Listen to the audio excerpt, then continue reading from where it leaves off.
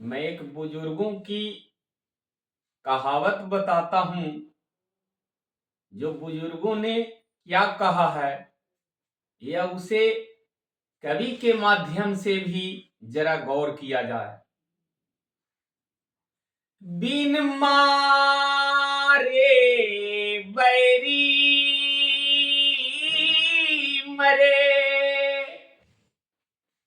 कि खड़े ऊख बिकाए और बिने ब्याही कन्या मरी कि तीनों कूल तर जाई कि बिने ब्याहे कन्या मरी कि तीनों कूल तरी जाई। बड़ी सरल अर्थ है बंधुजन। आता है हे बंधुजन, जरा ध्यान से सुने। अगर आपका कोई बैरी हो और बार बार आपको परेशान कर रहा हो, यानी हर तरह से आपसे वो मजबूत हो, तो आपके पास मात्र एक ही रास्ता है जो वो मर सकता है। वो बहुत सरल तरीका बंधुजन कि आप सत्य धर्म पर डटे रहें और भगवान की आस्था को जगाकर थोड़ा सा सबर करें। देखिए भगवान उसको महाबली के साथ संग लगाते हैं या नहीं। उसे ऐसे जाल में जकड़ देंगे कि वो सब दिन के काल कांटा आपसे दूर हो जाएगा। फिर आप आनंद से जीवन बिताते रहिए ना। अगर पुराने इतिहास जो बीत चुके हैं उसके भी पन्नों को पलटा जाए तो देखें, कौरव 100 भाई था जो दुर्योधन को हमेशा अहंकार भरा रहता था कि मैं इसका सारा कुछ हड़प के मार दूंगा और राज करूंगा। पर पांडवों ने सत्य धर्म का पालन किया तो प्रभु भगवान श्री कृष्ण ने एक एक करके 100 को मरवा दिया। अगर रामायण की ओर चला जाए तो प्रभु श्री राम ने रावण को कहा था कि हे रावण, मैं इतना कृपालु और दयालु हूं कि अभी भी तू हमारी पत्नी को वापस दे दे तो मैं अयोध्या वापस चला जाऊंगा।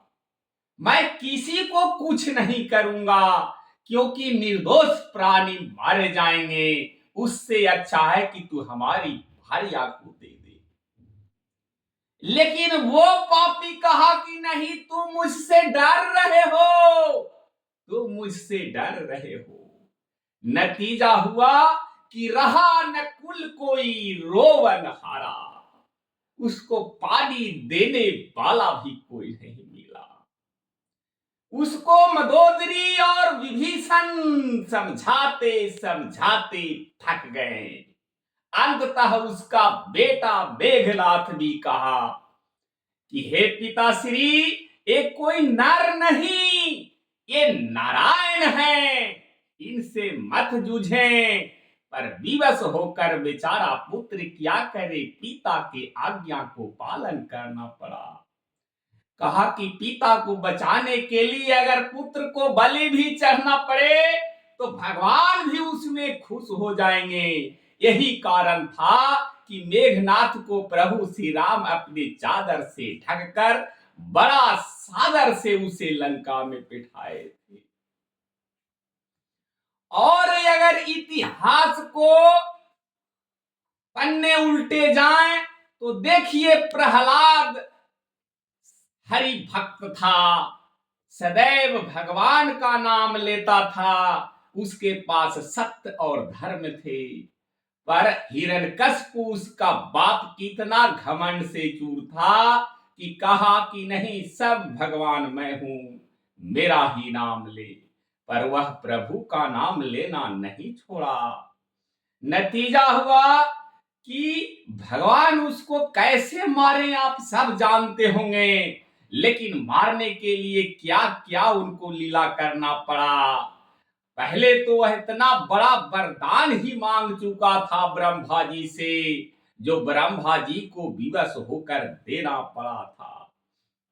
इतना तपस्या घोर किया था, कहा था कि प्रभु हमको ऐसा वरदान आप दे दे कि ना तो कोई दिन में मारे, न रात में, न दोपहर में, न आकाश में मरूं, न धरती पर, न मैं घर के अंदर मरूं, न मैं मरूं बाहर में, न कोई अस्त्र मारे, न कोई शस्त्र मारे, न कोई मानव मारे, न कोई दानव मारे, न कोई देव मारे, न कोई देवी मारे, यानी मैं किसी प्रकार न मरूं प्रभु।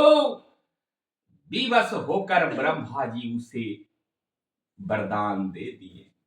लेकिन लड़ाई प्रभु के लीला देखिए कि जब वो नरसिंह अवतार लिए तो क्या किए, उसको चौखट पर ले गए, क्योंकि चौखट न घर में होता है न बाहर में होता है। और उस समय गधबेर था, गोधूली का समय, जिसको कहते हैं न दीने न राते। लीला देखिए प्रभु के, ऐसा रूप बनाए कि आधा पोर्शन बाघ के और आधा नीचे वाला पोर्शन आदमी के। उनके पास कोई अस्त्र शस्त्र नहीं था, मात्र बाघ के जो नाखून होता है, नाखूनों से उसको चीर डाला। धन है प्रभु, धन है आपकी लीला प्रभु, हे नाथ हे प्रभु, धन है प्रभु। अतः हे बंधुजन, मैं आप सबों से फिर हाथ जोड़ता हूं कि अगर कोई आपको बैरी मिले तो थोड़ा सा आप सब्र करें ना, देखिए भगवान उसको क्या क्या करवाते हैं। धन्यवाद।